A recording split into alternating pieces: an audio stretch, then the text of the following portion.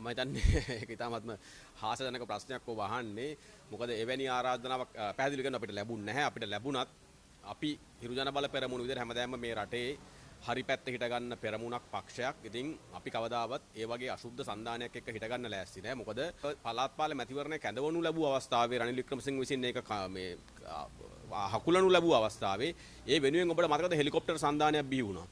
අපි අහනවා අද ඒ හෙලිකොප්ටර් සන්දානේ කෝ සම්පූර්ණයෙන් මේ ප්‍රාදේශ සභා මැතිවරණ ඉලක්ක කරගෙන නොගැලපෙන මිනිස්සු බර ගානක් එකතු වෙලා නමට සන්දානයක් වුන් ලොන්ච් කරගත්තා. ඒ වගේම අපි දැක්ක පහුගිය ජනාධිපතිවරණයේ කැඳවන අවස්ථාවේ ගෑස් සිලින්ඩරය යටට මේ ආකාරයටම වුන් සන්දානගත වෙන්න උත්සාහ කරා. නමුත් ඒ සන්දාන එකක්වත් රට වෙනුවෙන් හෝ රටේ ජනතාව වෙනුවෙන් හෝ මේ රටේ ප්‍රශ්න වලට උත්තර දෙන්න හැදිච්ච සන්දාන නෙමෙයි. සම්පූර්ණයෙන්ම බලය ඉලක්ක කරගත්ත එහෙම නැත්නම් තමුන්ගේ පටු අරමුණු ඉලක්ක කරගත්ත සන්දාන තමයි මේ හැදුනේ. එතකොට දැන් මේ හැදෙන සන්දානේ මොකද්ද?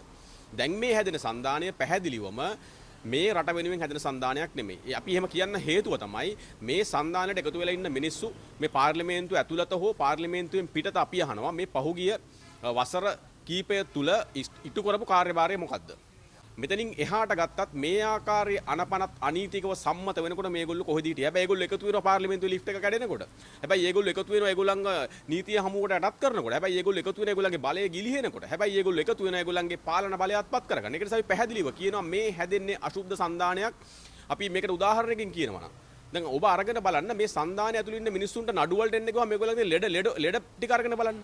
දැන් විශේෂයෙන් හිටපු ජනාධිපතිවරයාගේ වෛද්‍ය වාර්තා ටික අරන් බැලුවම අපිට තේරෙන්නේ නැහැ උට දේශපාලනය කරන්න පුළුවන්ද කියලා. ඒ තරම් ලෙඩ ගොඩක් තියෙන කෙනෙක්. ඒ වගේම අනිත් අය ගත්තත් එහෙමයි. ඔවුන්ව ස්කිරගත වෙනකොට ඔවුන්ගේ මෙඩිකල් රිපෝට්ස් එක එළියට එනකොට අපි දන්නවා මේගොල්ලන්ට දේශපාලනය කරන්න තියා මම අපි හිතන්නේ නර්ස්ලා දෙන්නෙක් විතර ළඟ තියන් ඉන්න ඕනේ මිනිස්සු. ඒතකොට ඒගොල්ලෝ එකතු වෙලා සන්දාන හදලා ඒගොල්ලන්ට පුළුවන් ද මේ රට ගොඩ ගන්න. අපි පැහැදිලිව කියනවා මේ අශුද්ධ සන්දාන වලින් මේ රටට උත්තරයක් ලැබෙන්නේ නැහැ. මේ කරලා තියෙන්නේ කවලම් කිරීමක්. ඒතකොට කවලම් කරලා හදන දෙයක් තමයි කොත්තු රොටිය. ඒක ඇතුළට කැරට් දාන්නත් පුළුවන්, එළවලු දාන්නත් පුළුවන්, කුණු වෙච්ච ඒවා දාන්නත් පුළුවන්, ඕනම දෙයක් දාලා මස් ಜಾති ඔක්කොම දාලා එකතු කරලා කොත්තු රොටිය ගහලා කන්න පුළුවන්. හැබැයි කනකොට රසයි. ඊට පස්සේ බඩේ අමාරු හැදෙනකොට තමයි තේරෙන්නේ කෑව ජරාවක් කියලා. ඒතර පැහැදිලිව අපි කියනවා මේ සන්දානයත් කොත්තු රොටියක් වගේ සන්දානයක්. ඒකින්ද මේ කොත්තු රොටිය දිහා බලන් ඉන්න මේක කන්න යන්න එපා.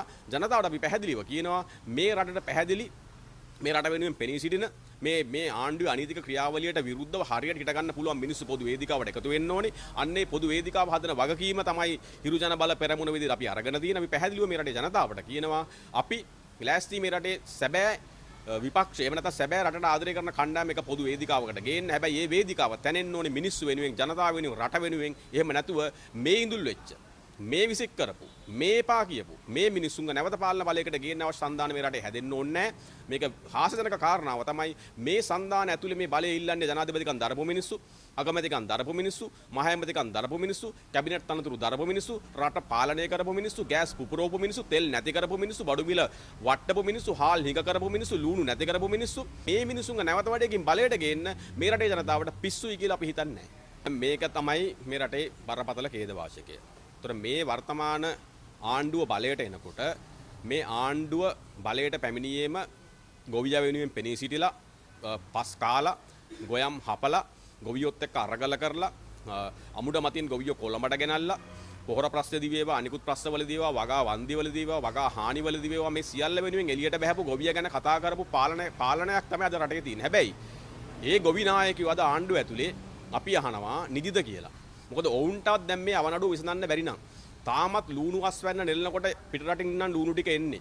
තාමත් බඩගිරිඟු ගොවියා බඩගිරිඟු නෙලනකොට බඩගිරිඟු ටික පිටරටින් එනවා නම් අබ ගොවියා අබ නෙලනකොට අබ ටික පිටරටින් එනවා නම් කහ ටිකට පිටරටින් එනවා නම් මේ කියන ආකාරයේ මෙකිනෙකි සියලු දේවල් ටික ගොවියාට මිලක් දෙන්නේ නැත්නම් ගොවියාව රජ කරනවා කියපු ආණ්ඩු ගොවියෝ අල්ල උස්සලා පොලේ ගහනවා නම් අපි කියන එක මහා ඛේදවාචකයක්, මහා වැරද්දක්, මහා පාපයක්.